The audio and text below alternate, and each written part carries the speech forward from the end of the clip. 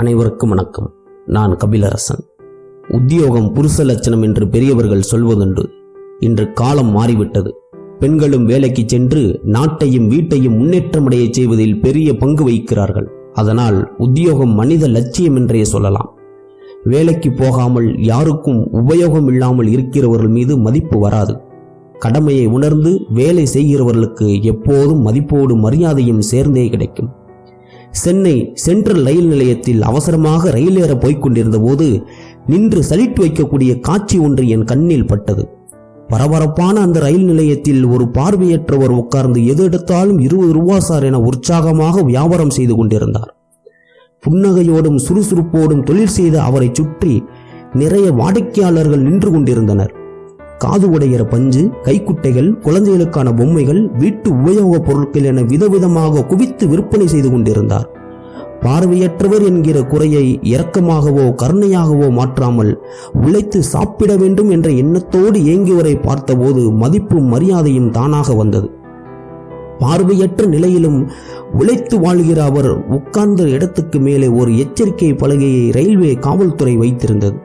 இவர்கள் அனைவரும் திருடர்கள், ஜாக்கிரதை என்று சிலரின் புகைப்படங்கள் அதில் இருந்தன. அவர்கள் அனைவரும் திடகாத்திரமாக இருந்தார்கள். எது எடுத்தாலும் 20 ரூபா தான் சார், வாங்க சார், வாங்க சார் என உற்சாகமாக உழைத்தவருக்கு மனதில் சலிட்டு அடித்தபடியே ரயில் ஏறினேன்.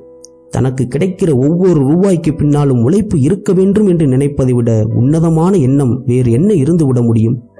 எவ்வளவு தடைகள் இருந்தாலும் நம் வேலையை நாம் ஒழுங்காக செய்தால் எதை பற்றியும் கவலை இல்லாமல் மகிழ்ச்சியாக வாழலாம் என்கிற உண்மையை அவரிடம் உறுதி செய்த அந்த பயணம் இப்போதும் பசுமையாக மனதில் இருக்கிறது.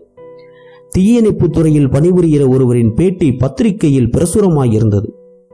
அவருடைய வாழ்வில் நெகிழ்ச்சியான தருணம் எது என்ற கேள்விக்கு சிறப்பான பதிலை சொல்லியிருந்தார்.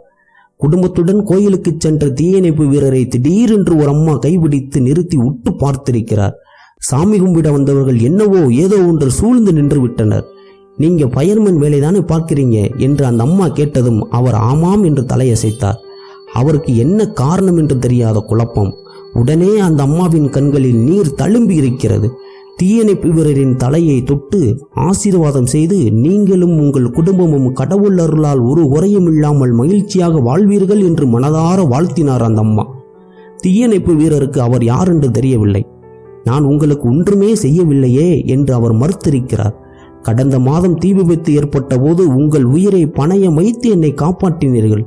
என்னை போல் எத்தனையோ பேரின் உயிரை காப்பாற்றுகிற உங்களுக்கு என்னை நினைவில் வைத்துக் கொள்ள முடியாது. ஆனால் என் உயிரை காப்பாற்றி உங்களை நான் எப்படி மறப்பேன்? உங்களுக்கு நன்றி சொல்லவில்லையே என்ற குற்ற உணர்வாக இருந்தது. கடவுள் எனக்கு இன்று அந்த சந்தர்ப்பத்தை அளித்து விட்டார் என்று அவர் நெகிழ்ச்சியும் மகிழ்ச்சியுமாக சொன்னார். தீயணைப்பு வீரரின் குடும்பத்தினருக்கு பெரும் நிறைவும் பெருமிதமும் கிடைத்தது. அவர் இதை அந்த பேட்டியில் குறிப்பிட்டிருந்தார். நான் எவ்வளவு சிறப்பாக பணிபுரிந்தேன் தெரியுமா என்று நாம் ஞாபகம் வைத்துக் கொள்ள வேண்டியதில்லை. நமது கடமையை சரியாக செய்தால் மற்றவர்கள் நம்மை ஞாபகத்தில் வைத்துக் கொள்வார்கள் என்கிற உண்மையை உணர்த்தியது அந்த அனுபவம். தேனீயை போல சுறுசுறுப்பாக உழைக்க வேண்டும் என்று சொல்வார்கள்.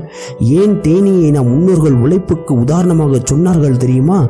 ஒவ்வொரு பூவில் இருந்தும் தேனி சேமிக்கிற தேனை வேண்டுமானால் மற்றவர்கள் எடுத்துக்கொள்ளலாம். ஆனால் ஓய்வறியாது தேனியிடமிருந்து உழைப்பை யாரும் எடுத்துக்கொள்ள முடியாது.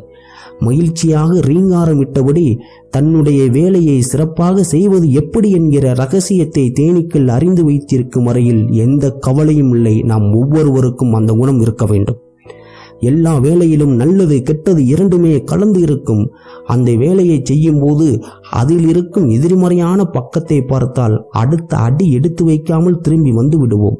அதில் இருக்கும் நேர்மறையான பக்கத்தை பார்த்தால் எடுத்த வேலையை முடித்து விட வேண்டும் என்கிற தீர்மானம் மனதில் உதிக்க ஆரம்பித்துவிடும். பறந்து விரிந்த பெருங்கடலை பார்த்த மனிதனுக்கு கடல் ஆபத்தானது என்கிற எதிர்மறையான சிந்தனை வந்திருந்தால் நீச்சல் என்கிற கலையை கற்றுக்கொள்ளாமல் போயிருப்பார்.